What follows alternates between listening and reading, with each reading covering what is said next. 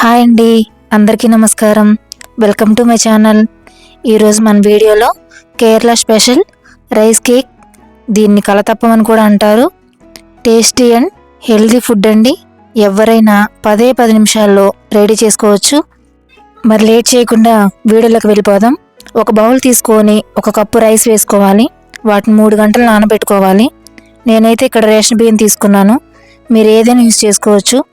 నానబెట్టిన బియ్యాన్ని మిక్సీ జార్లో వేసుకోవాలి. అలాగే అందులో 1 కప్పు అటుకులు కూడా వేసుకుందాం. అలాగే 3 యాలకులు కూడా వేసుకొని మెత్తగా గ్రైండ్ చేసుకోవాలి. 1 కప్పు బియ్యానికి నేను ఇక్కడ 400 గ్రాముల బెల్లం తీసుకున్నాను. వాటిని సన్నగా తురిమి గిన్నెలో వేసుకొని 1 కప్పు వాటర్ పోసుకొని బెల్లం కరిగేంత వరకు గ్యాస్ మీద ఉంచాలి. బెల్లం కరిగితే చాలండి. బెల్లం వాటర్ని వడకట్టుకుందాం. బెల్లం వాటర్ వేడి తగ్గాక మాత్రమే మిక్సీ పట్టుకున్న పిండిని వేయాలి, లేకపోతే గడ్డలు కడుతుంది. అందులోనే 2 స్పూన్లు నెయ్యిని కూడా వేసుకుందాం. మనం బియ్యాన్ని మిక్సీ పట్టుకున్నప్పుడే పిండిని బాగా మెత్తగా పట్టుకోవాలండి, కాటుకులాగా, లేకపోతే కేక్ టేస్ట్ మారిపోతుంది. ఇప్పుడు ఈ బెల్లం పాకంలోకి ఈ మిక్సీ పట్టుకున్న మిశ్రమాన్ని మొత్తం కలపాలి. కొంచెం జీడిపప్పు, కొంచెం బాదం పప్పు కూడా వేసుకోవాలి. టూటీ ఫ్రూటీ కూడా వేసుకోవచ్చు.